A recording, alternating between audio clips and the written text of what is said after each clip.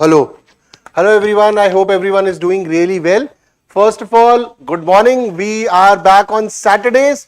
And what are weekends for? Weekends are for your analysis, for revision, and most importantly, going through your PYQs, MCQs, and lot of answer writing. Saturday, Sundays are always very important. And as an aspirant, just a second. First of all, good morning. We are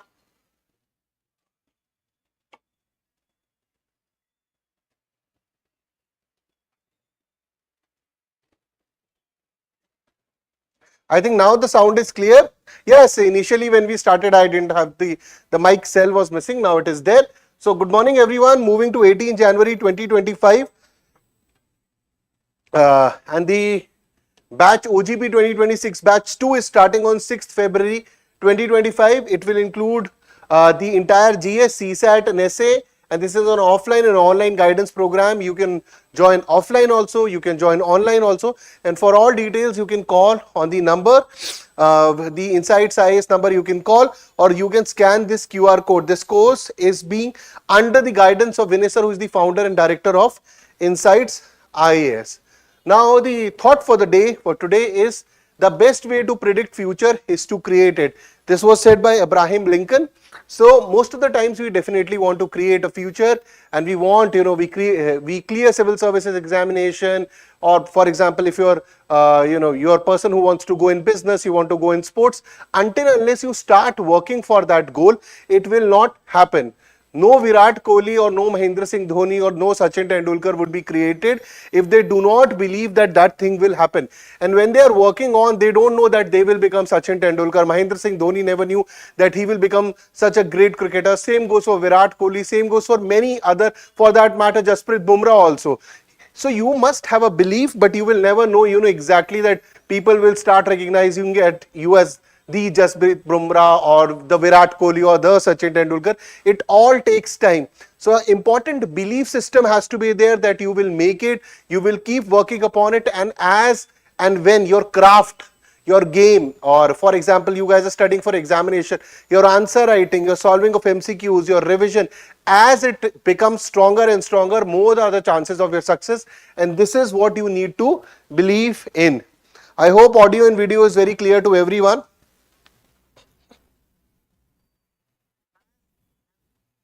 Good morning, good morning, good morning. Parikshit, Namita, Vishash, and Bhuvan. Good morning, everyone. And with this positive thought, let's move to important news for today. So, government plans to make India hub for mobility sector. The Prime Minister, so mobility, an important event has happened in New Delhi, and Prime Minister has given very important comments regarding that. Russia and Iran signed treaty to deepen their ties. This treaty is basically in terms of, it is being done because as the elected president Donald Trump, on 20th he will become the president of the America. The global geopolitics is changing. There is a churning which is happening in global geopolitics, and it is happening at a very, very rapid pace. Rather, if I tell you this deal, the ceasefire deal which has happened between Israel and Palestine, or I should rather say between Israel and Hamas, not Palestine, between Israel and Hamas, one of the major reasons behind this deal is Donald Trump. Because Joe Biden had given the same deal 7 to 8 months back, but that time Benjamin Netanyahu had not accepted it. But recently, around 2 weeks back, Donald Trump had given this statement, which I have told you earlier in the Daily Decodes also, that he has said if the hostages of Israel are not given back, a hell will break on the entire Hamas. And very strong statements of the Donald Trump's upcoming presidency and people associated with him have given to Benjamin Netanyahu that you either accept this or either we will not be standing with you. So both Hamas and Netanyahu have come to the same stand, they have come to the same parallels to accept it. So Donald Trump's upcoming presidency, and obviously the push which is coming from the outgoing Biden's presidency, is the major reason behind accepting this Israel-Hamas ceasefire. So we will talk about that in Israel-Hamas ceasefire, a moment to build on. And Russia-Iran signed treaty is also one of the major reasons. Russia and Iran are signing this treaty because Donald Trump is coming, and Donald Trump views on Iran are very clear from the, coming out of the JCPOA, that is Joint Comprehensive Plan of Action, or the Iran nuclear deal. Donald Trump is very clear on Iran. His statements are very clear on the Supreme, Khamenei in Iran. So in this, and 2024 has not been a very great year for Iran. So that is why in 2025 they are looking for a very important partner, and Russia it is. And Russia and Iran were a very important partner, if you remember, in the Syria also. But now what happened in Syria, Bashar al-Assad is gone and HTS has come. So we very well know what has happened. So Russia research questions iron deficiency as causes of anemia. Generally, whenever we have anemia, so the major reason is that you have deficiency of iron. But this iron deficiency, this has been questioned, and a new research has come that iron deficiency might not be the only reason. There might be other reasons. It can be environmental factors, it can be hereditary factors, and B12. The vitamin B12 is also one of the important factors for iron or for the reasons of anemia. So we'll get into this. This is a very important news report. So very interesting news for today on Saturday, and very important. I'm covering something very, just a sec, guys.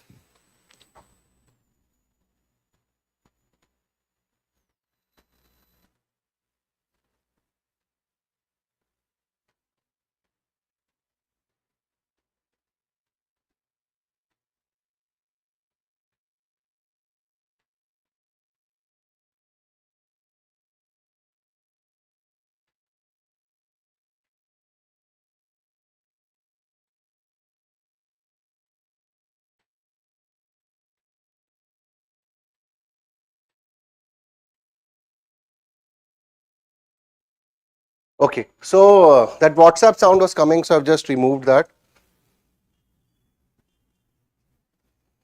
Okay. So this in the prelims decode, we will talk something about salt typhoon. So salt typhoon, what is salt typhoon? Basically, it is related to a cyber attack which was done by the salt typhoon is associated with China, and they were trying to hack through the backdoor entry channels the important people in America, and they started this campaign, in this cyber attack campaign, in 2022, and it was only recently that we have got to know about it. So just imagine the important credentials, classified information, if they were able to hack the phones of Kamala Harris or the elected President Donald Trump, what all important information might have gone. So these are the important news for today which we would be going through. First important news is government plans to make India a hub for mobility sector, and this was at Bharat Mobility Global Expo 2025, which has happened in New Delhi, and the focus of the Prime Minister is again electric vehicles and how the government of India is providing the infrastructure to do it. And again, EVs are becoming very important. They are very important for Europe. They are very important for the entire world. And if you see, Europe and China are fighting on an EV war. Electric vehicles have become very important. Semiconductor wars are happening. Artificial intelligence wars are happening, not in terms of people physically fighting each other. I mean to say in terms of trade wars, technology wars, this is going on. It is very important when it comes to artificial intelligence in EVs. India should be one of the most important countries in the world. Like we are doing the amount of improvement we have done in terms of making our own weapons, and how ISRO is going ahead in the space technology. We had covered the news of the docking of satellites yesterday. So in terms of space technology, defense, we are moving with a very, very rapid pace. Same goes out here. In electric vehicles also, India needs to move at a very rapid pace, because this would be redefining the entire world again, as artificial intelligence is defining. So that is why I keep saying, I keep reiterating that India needs to invest a lot on research and development. For example, if we want a technology immediately, but we are not able to make it, buy that technology, get those people, and then plan for the next 10 to 15 years that what would be the upcoming technology, put money into it, put money into your, in your universities, college, research and development, and create that technology. That is how the country will grow. And this is one of the positive news which is coming. Prime Minister at the Bharat Mobility Global Expo 2025 New Delhi emphasized transforming into a global hub for mobility sector, highlighting India's future as a leader in Asia mobility space. I beg your pardon. Okay. Highlighting India's future as a leader in Asia's mobility space, PM detailed government initiatives aimed at supporting green energy, electric mobility and reducing dependency on fossil fuel imports. So fossil fuel imports, for example, if you see oil and gas which is coming is around 80 to 85% of our oil and gas is being imported. But as the world will change, if you see Saudi, UAE, they are also, they know that the eventually, you know, the oil and gas which is being used, that would be, you know, people would be shifting to cleaner energy, and as the focus on climate change would improve, that oil and gas, which oil through which all this entire Middle East has made that money, they will not be able to do in the future. That is why these countries have started investing. If you see Dubai, if you see UAE, they are investing their lot of money in cities, they are investing their lot of money in information centers, they are investing a lot of money in upcoming technologies, so that even if their money of oil is gone, this is the technology from where they will make money. So Saudi is putting a huge amount of money in EVs, Saudi is putting, most of these countries are putting, and then they're putting a lot of money in artificial intelligence, semiconductors, because this is the future. So the government initiatives, the Prime Minister spoke about in infrastructure, some of the major investments have been done. 11 lakh crore allocation for infrastructure spending in the last year budget. Now infrastructure is very important. If India wants to move from the 5th largest economy to the 3rd largest economy, infrastructure creation is the most important. If you go back in the history of China from 1970s, Deng Xiaoping comes and he starts doing the infrastructure. His first focus is to create roads and build and create these roads and connect the entire of China, so that the business will happen. For example, for example today from Bangalore to Delhi, it takes around 2.5 hours or 3 hours of flight. Just imagine if Delhi and Bangalore are connected with 30 minutes, 40 minutes, or recently Delhi and Meerut has been connected. The distance of around, you know, around 1.5 hour to 2 hour 15 minutes has been reduced to some minutes because of the rapid metro line. Because connectivity, when the connection happens, people can go to and fro, trade will happen, economy will happen. If you go back in the ancient India, medieval India, people used to travel long distances for trade. Trade and economy are very important, and they are dependent on infrastructure, road creation, railway creation, airports, and to overall connectivity. Wherever the connectivity is very high, the chances of trade going very high, would be there. So in this sense, 11 crore allocation, 11 lakh crore allocation for infrastructure, which not only is road, railways, but other important things which are required for businesses, which are required for EVs, and overall infrastructure creation is happening. This is a very positive news for the country, that we are moving ahead. And as China, we have seen the growth, which, you know, they started the program in 70s and 80s, and today we see, you know, they are the largest manufacturer of most of the important goods. The chances are that India would also someday will surpass that. Okay, so a lot of energy today. You know, the speed is also very high because some positive news is coming. So launch of PM Gati Shakti program. So this was launched in 2021. PM Gati Shakti program is also a very UPSC prelims favorite question. So from prelims point of view, MCQ point of view, very important.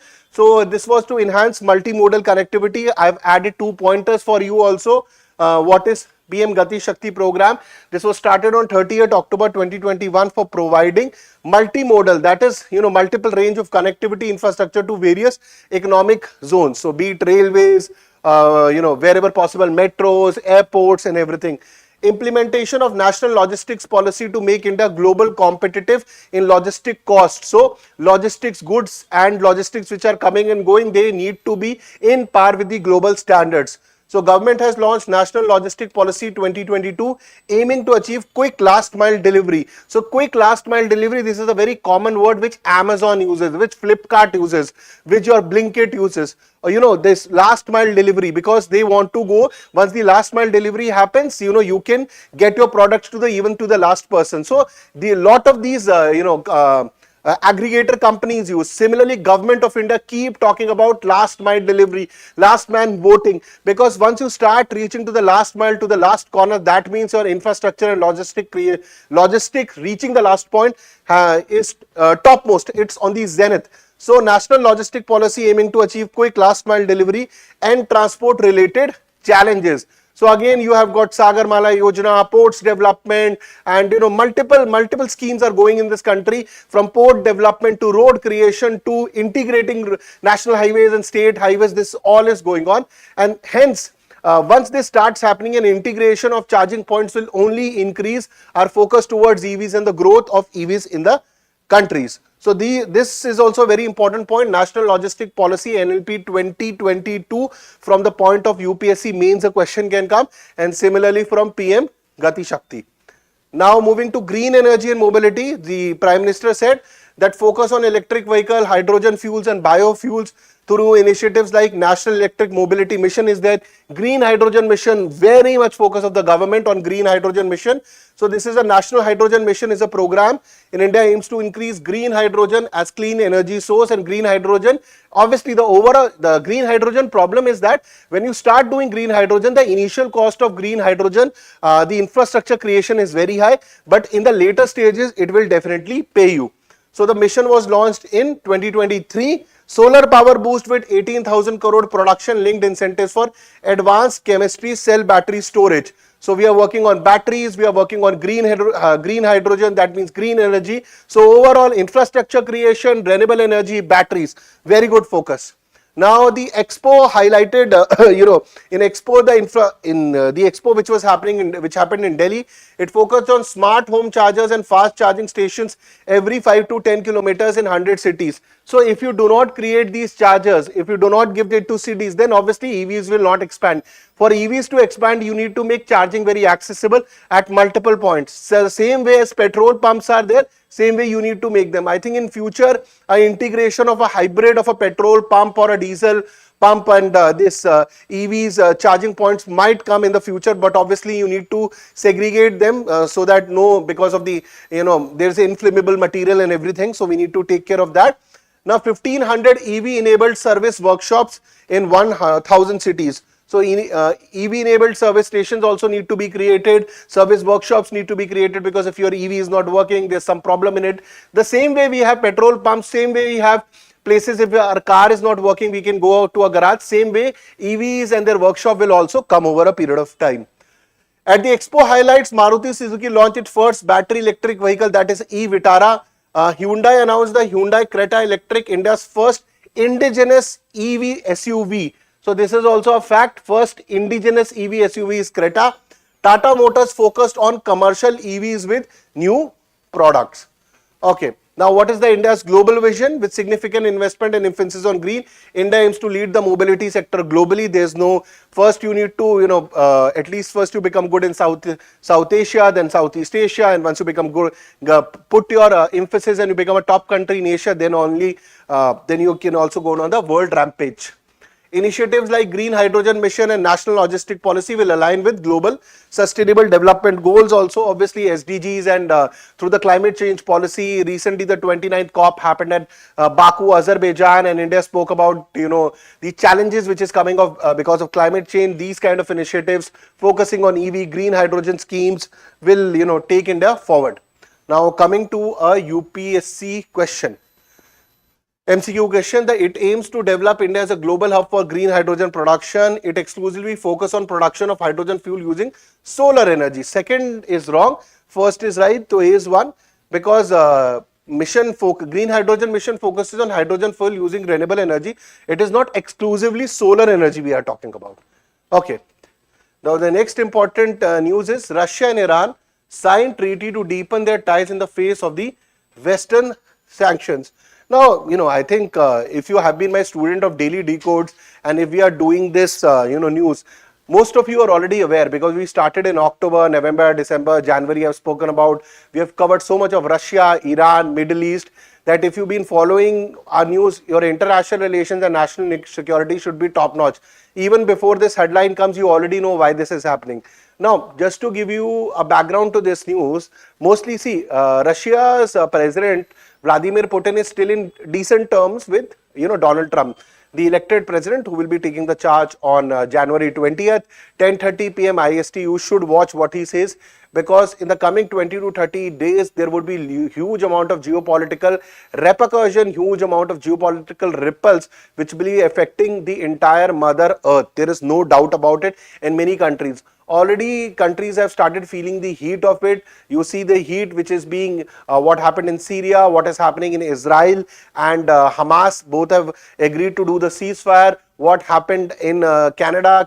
Trudeau was saying so many things, but recently he has also resigned. So many countries, the Hindenburg, which used to do all these reports against Adani, suddenly Hindenburg has shut down. So just to tell you a news and a brief about it, Hindenburg. So some days back, one of the senator, which is very close to Donald Trump, he had asked that whatever documents you have regarding Adani to the court, you have, please keep those documents, because we would like to go through all these documents which Hindenburg had. And after 2 days of his statement, Hindenburg is gone, and he said we have said Tata bye bye and everything. So most of these organizations which were linked to Democrats, and they had that deep state phenomena. So even Elon Musk has spoken about deep state in America, and the FBI, Kash Patel, which is again coming from the group of Donald Trump, he has also spoken about that deep state is very much visible. It is there in America. So all these deep state people and associated with deep state people, they are now getting sidelined, and they are trying to hide themselves before Donald Trump comes to the presidency. So this is happening in America. Similarly, Russia, on the other hand, is having a decent amount of Vladimir Putin enjoys a good amount of bonhomie with Donald Trump, and he knows when Donald Trump takes the charge, this Russia-Ukraine war will come to an end. A ceasefire guidelines or ceasefire pointers would be, there will be discussion on the ceasefire pointers. And Russia is on an edge over here. Why it is on an edge? Because they have more than around 20-25% of the territory of Ukraine, and Donald Trump is very clear that he will not be funding the Ukraine war. He is very much clear about it. So negotiation will happen. Certain area of Russia has been captured by Ukraine, so probably they might give up on that area. Russia might give up on 2 territories, but most of the territories which is occupied by Russia will not be given back.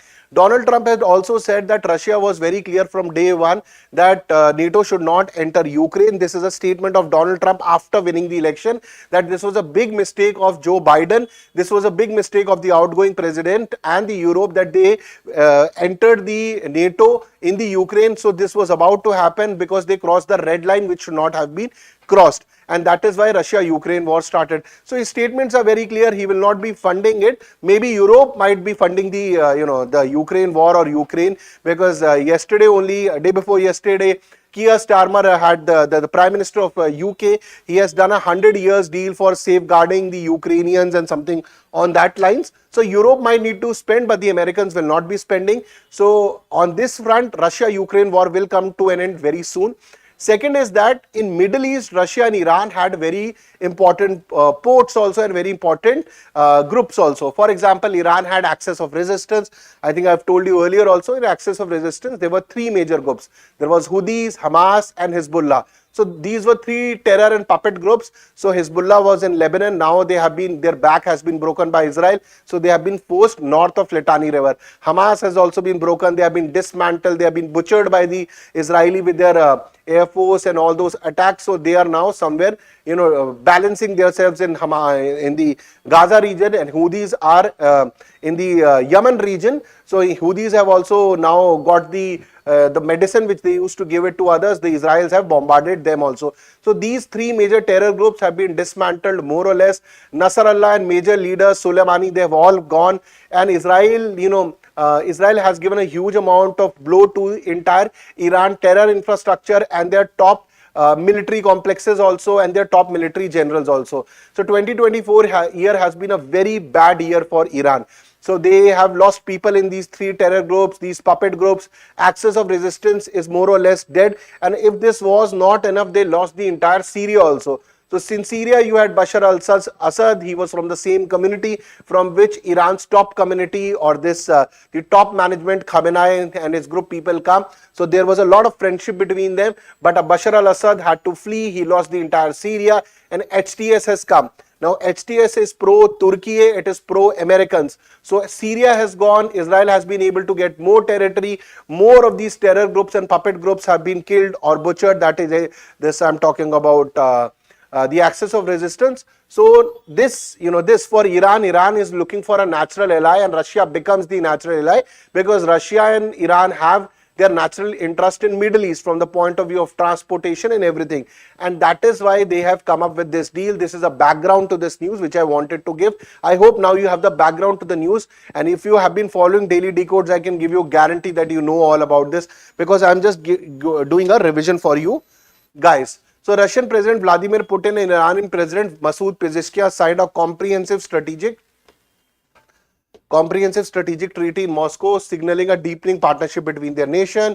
United front against the sanction, which can see, already America and Europe has put a huge amount of sanctions, but if these sanctions even increase, say Russia-Ukraine war does not come to an end, I'm very hopeful it will come to an end, and if it comes to an end, the sanction against the Russians will reduce and Russians might be able to sell back the oil to Europe. And I think the war should end, but if it doesn't get ended and sanctions increase, so this kind of friendship will increase, and this will strengthen their relationship, this kind of deal. And China will also jump into this. So comprehensive coverage, the focus is on trade and economic cooperation, military definitely cooperation, science, education and cultural exchanges.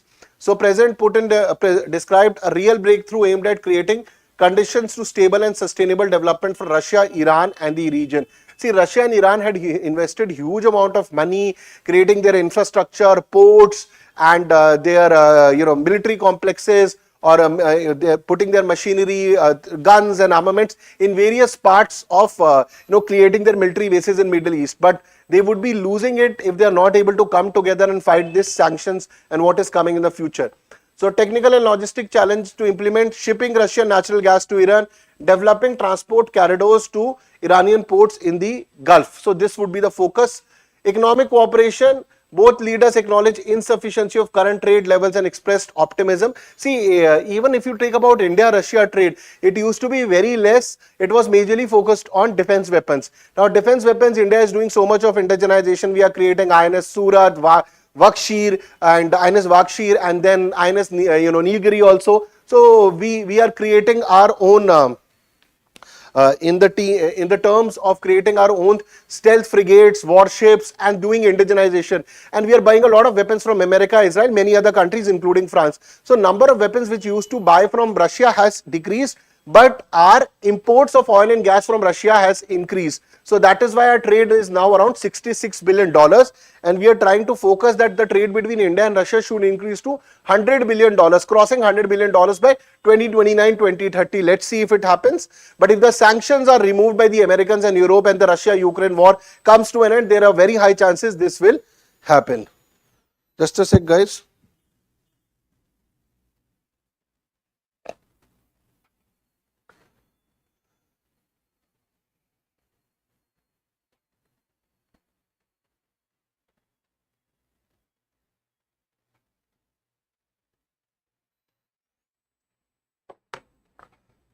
Sharon, good morning, good morning. Okay.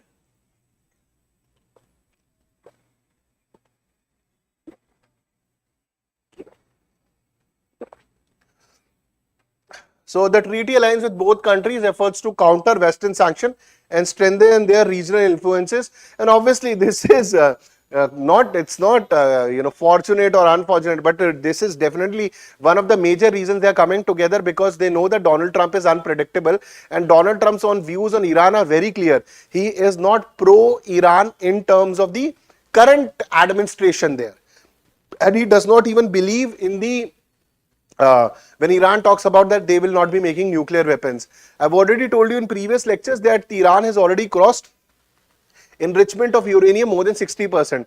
Once they cross 90%, then it becomes a weapons grade uranium. So they might be working upon that. So in this context, it becomes very, very important that America and Trump would be focusing very keenly on Iran. So that is why they are, trying to, before a typhoon or a hurricane is coming, they are just trying to come together and safeguard themselves before it approaches them. So these are the challenges, and this is what they are trying to do. So the strengthened Russia-Iran ties could shift power balances, and if you make Russia, Iran, China, and if you add India also in this, now this becomes quite deadly. And Russia-Iran might not be a big challenge, they might be a big challenge in Middle East. Specifically, the Americans want, Americans under Trump, they would want to go back on the Abraham Accords because Israel-Hamas war is coming to an end. So, and I've told you last year also, I told you when Donald Trump presidency comes, this will happen. See, it is already happening. So, in this context, Russia, Iran, China might be a bigger threat. Russia and Iran can be a good threat or counter challenge them in majorly in the Middle East, Western influence in this region. So, a good question. In the face of the Western sanctions countering, countries like Russia and Iran are fostering deeper partnership. Analyze the geopolitical implication of the Russia-Iran Strategic Partnership Treaty on global and regional dynamics. I think I've covered a lot of news is already there, and initially when I gave you that 3 to 4 minutes I was giving, in the start of the news I was telling you what is this relationship about. You can take pointers from that and write. So today I have given you one question in which, I have given you the expected point of answers. That would be the editorial one, not in this one. This one you have to try on your own. So now the next important news is research questions iron deficiency as key cause of anemia in India. So a recent study has come, that is European Journal of Clinical Nutrition, and it is said that there is a convention and people generally believe that if you are having anemia, the reason is iron deficiency. It can be one of the reasons, but it is not the only reason. And the study has done and it has proven that having iron deficiency or iron deficiency is not the only reason for your anemia. So it questions the conventional belief that the iron deficiency is primary cause of anemia in India. There are multiple causes. Vitamin B12 is one of the reason. Your environmental condition, where are you staying, that is also one of the reason. So there might be multiple conditions which we will come to, and it becomes a very important news from the point of view of anemia, because there are a lot of patients of anemia in India. And secondly, a PYQ can also, MCQ can also come. The study highlights a range of other factors including vitamin B12 deficiency and air pollution as significant contributors. So B12 plus second pollution. So these are also two important reasons for anemia.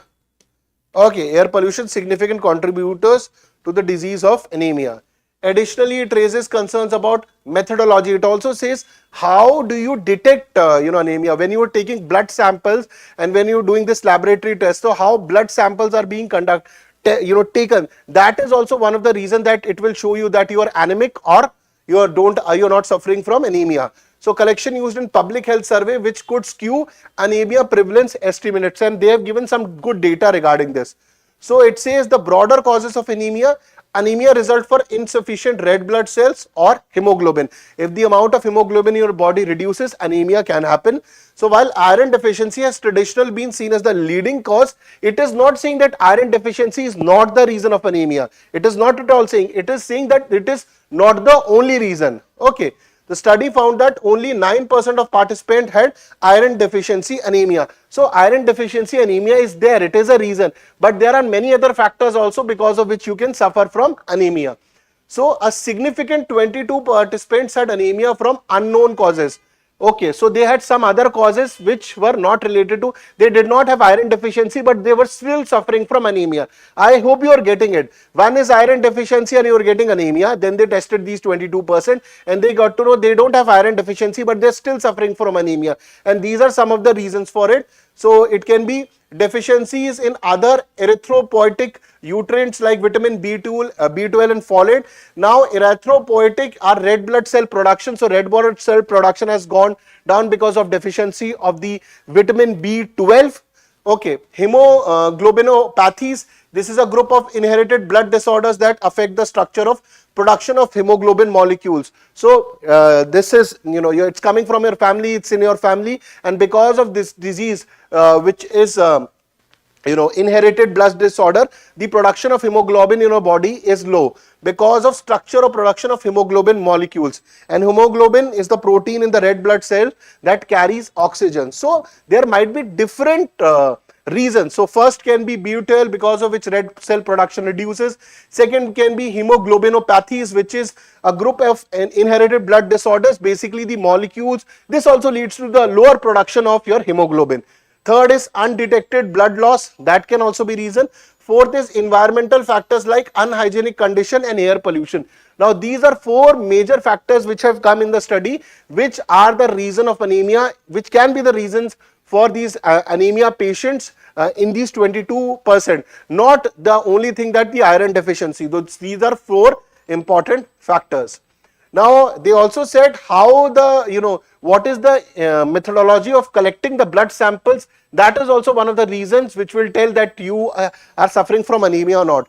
So for example, National Family Health Survey 2019 to 2021 reported anemia prevalence of 60.8% in women, okay, which were from 15 to 49 years, and 62.6% in adolescents, girls between 15 to 19 years. So young girls having more anemia than compared to the other group. But in contrast, when the study was done by this research, the recent study says that using venous blood samples significantly lower prevalence rates of 41.1% in women and 44.3% in adolescents. So if you see, once you change the way of collecting samples, once you shift it to venous blood samples, you can see the difference. From 60.8% it has come to 41.1%, and from 62.1% it has come to 44.3%. Now this is a huge difference. From 60s to coming to 40s, more or less a difference of around 20% is there. This is coming because of how you're collecting the blood samples.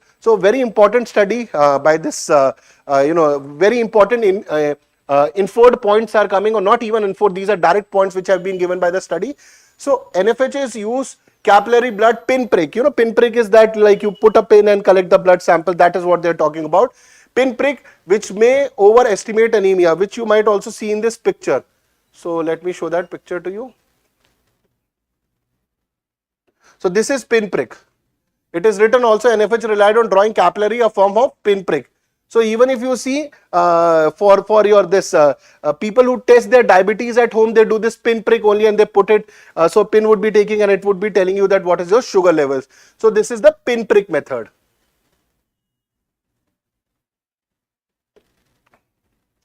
Okay.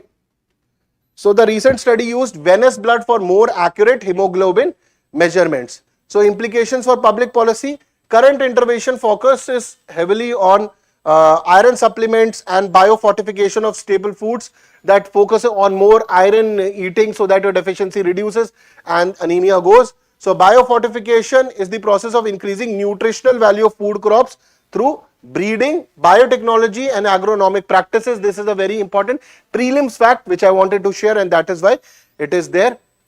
Now studies suggest a need to expand intervention to address other nutrient deficiencies like BUTL and folate. It's good that you want to reduce the deficiency of iron if you have, but you need to work on the other factors also, how your blood sample is being collected.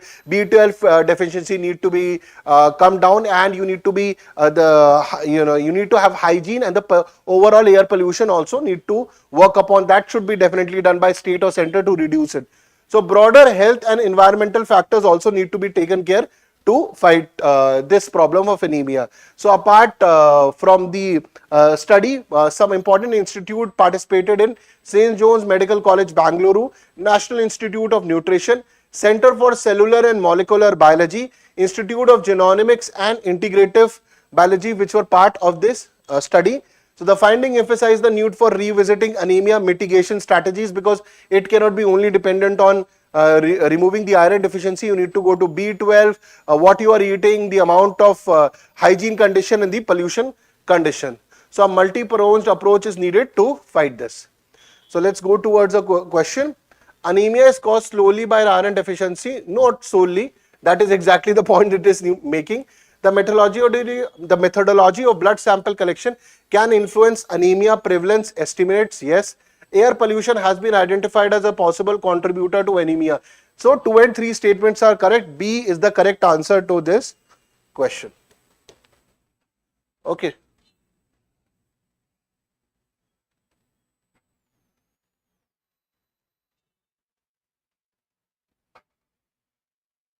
Okay. So there is a question also. Question says, anemia remains a major public health issue in India despite decades of intervention. Critically analyze the limitation of current approaches and suggest comprehensive strategies to address its root cause. It's a good question. It's a good study, it's a good question, and in terms of it can come as a prelims also, as a mains also, because number of anemia patients in our country is high, specifically women. So in this context, lot of data has been given. You can write your answer, because only one question today I have given expected line of answer, that would be the editorial. So for that you will get it, rest you need to write on your own. So some question. Sir, very important study, protein deficiency is also question of protein. Yeah, protein deficiency, vitamin D deficiency, they, you check 10 people in Delhi, you check 10 people in, most of these metropolitan cities, 10 out of 10, they will have vitamin D deficiency. And this protein also is a problem. Sir, but in rural areas, EVs are not suitable because there is no EV. Parikshit, very important point. So they will start with the EVs in metropolitan cities only, first of all, and slowly and steadily only they will start going towards rural cities and places. That will take a lot of time. So first would be more integration, which would be happening in the major cities. Okay, major cities, major industrial hub, and most importantly, people need to have the capacity to buy electric vehicles. So for example, Delhi, Bangalore, Pune, Kolkata, Chennai, it will start. Then to tier 1 to tier 2 cities, tier 3 cities, and eventually electric vehicles need to be made more reasonable and economical also, so that more and more people can buy them also. So that would be the way it will proceed. Okay, so APEC batch 2020, APEC batch 2, this is for UPSC prelims 2025. This would be starting on 20th January 2025. And the rest of the fees are mentioned here. For all details, you can also contact the number 80 69 40 5205. So if you want, like you have done your prelims preparation, but you are still looking that, if I can get that last minute revision or a thought, deepened thought for my examination, that you can go through it. So classes by subject matter expert, prelims, it would be covering your GS plus CSAT, time management, most importantly, how to focus on MCQ and solve it. Solve 1000 of PYQs, personalized mentorship, daily test 50 MCQs and assignments. All this would be done so that you are very well prepared for your prelims and you ace it. So you can join this course and you get a 50% discount on prelims test series, 50% discounts on main test series also. And there are a number of faculties which you can see out here. So around more than 10 faculties which would be there to guide you for your upcoming examination. Okay. So now moving to the prelims decode, that is Salt Typhoon. So Salt Typhoon is a cyber attack which is associated with the Chinese hackers and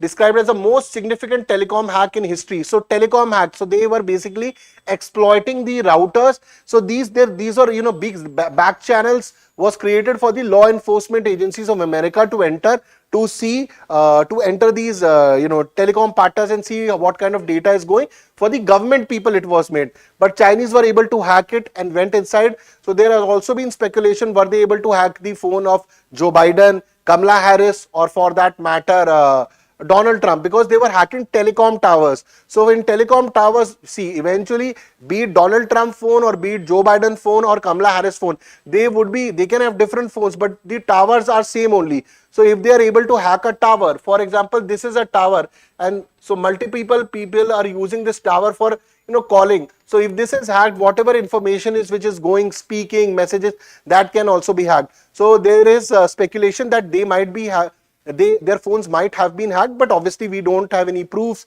and the blame has been put on China. China has obviously denied all these charges.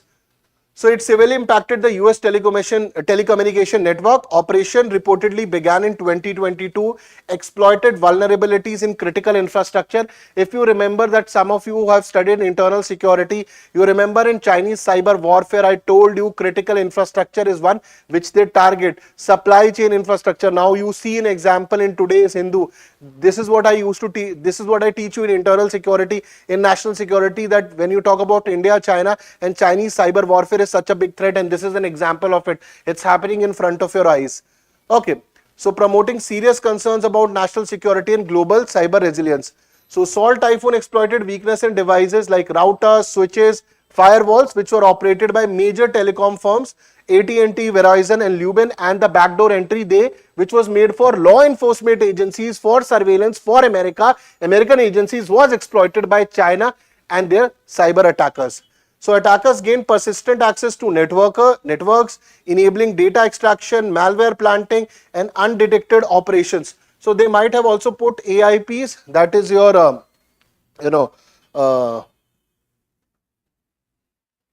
APIs, not AIPs, APIs, advanced APTs, sorry, too much of information, APTs, advanced persistent threat, and APT1 also belongs to China only. So hackers access sensitive information including records of communication, who, when, where. Now this who, when, where can belong to anyone. It can be a NATO head, it can be a NATO chief, it can be army chief, it can be anyone. So which information these Chinese hackers were able to get, nobody knows. And they were able to do this for more than 2 years. And in some cases the content of phone calls and text messages. So they infiltrated private backdoors designed for law enforcement surveillance, which the US agencies do, and which was designed for US enforcement agencies. Chinese hackers were able to get into this. So global implication, beyond the US, Salt Typhoon has targeted critical infrastructures worldwide. Attack highlights global vulnerabilities in IT system and how cyber espionage is expanding and how China is a big threat. Obviously China has denied all these charges.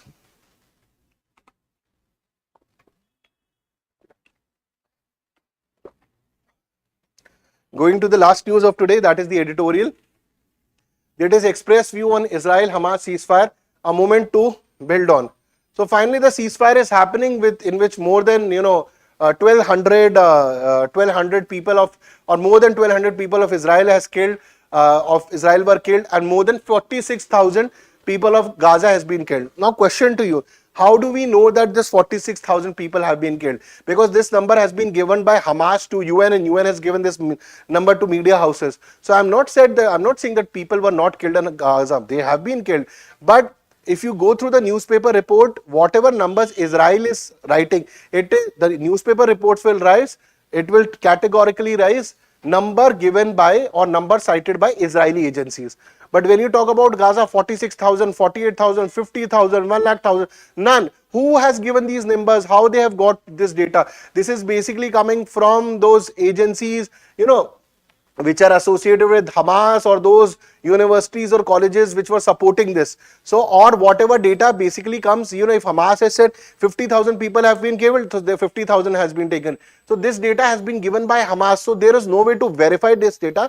I am not saying that people have not been killed, they have been killed. But who has given this data? How do you verify it? But anyways, this is what it is, because most of the Indian newspapers have taken this. So while it is not a resolution to the conflict, the agreement signals cautious hope for the progress, because obviously resolution with Israel is a very different thing.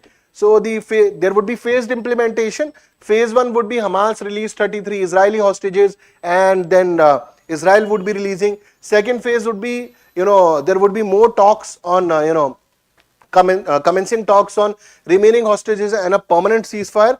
And phase 3 would be reconstruction of Gaza, which would be done by Egypt and Qatar. Supported by Egypt and Qatar. I think the Americans might also be doing it, not in front, but through support of other country. And there was a news, that Gaza, the Hamas has demanded complete withdrawal of the Israeli forces. I don't think so that would be happening, because Israel will not be agreeing for that. So ceasefire is reportedly under negotiation for months, but materialized because, I already told you, because of the coming of Trump. Trump critical rhetoric towards this, Netanyahu waning political strength is also one of the reasons. This I have already covered in the start of the today's decodes, and multiple times when we were talking about Russia news also I have explained to you this news.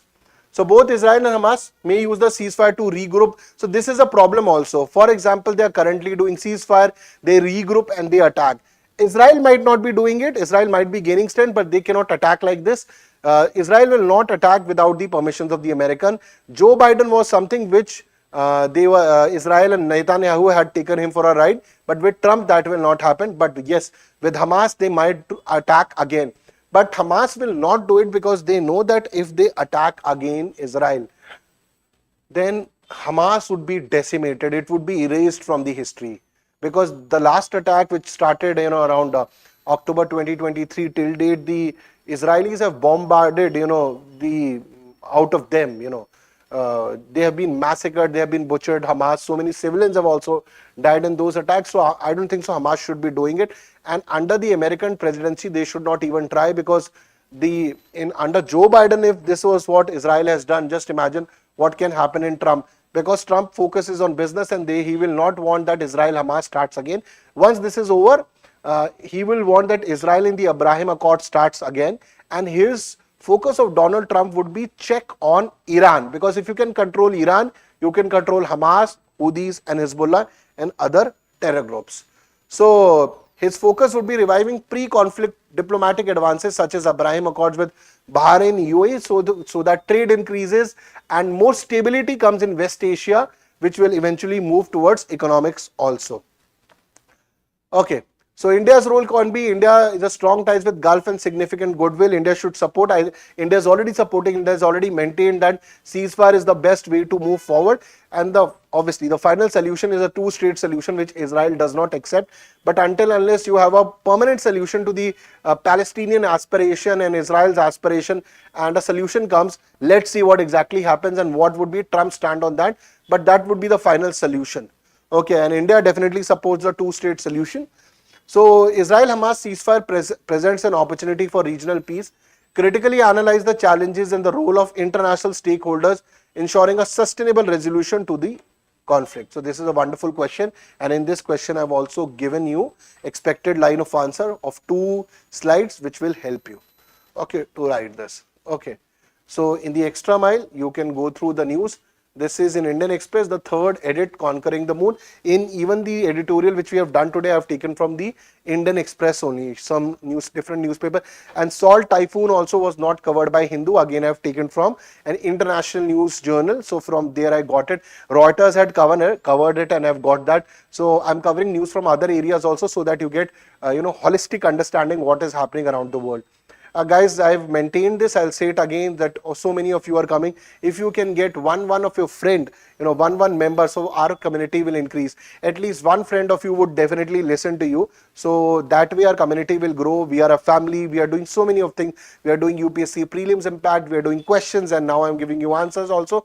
So if you can help me in getting to more students, you are connected with so many students, right? So this is one thing which I'm asking, because that can only be done by you. From my side, I can only put efforts in the terms of content, in terms of question, answer and news. I think I'm putting that, and I hope you're getting that. And I'm always available at Bangalore Center for Questions and Answers, which you have. So please ask your friends to join. Now we would be meeting on Monday at the same time. So ask them to join so that our community increases. And it has been some time. So thank you very much, and Jai Hind for joining in. You can also follow ICANN 2.0 with Sapna ma'am, which also comes on the channel. And yes, Bhuvan, that is also many of the Israel right-wing parties, or in Israel only, or there's a division between people.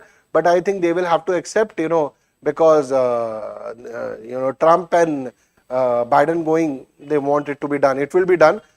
So Benjamin Netanyahu, this time he will definitely budge. So guys, thank you very much. Take care, and Jai Hind. Please like the session, share the session, and do put your precious comments. Thank you very much, and Jai Hind. Bye-bye.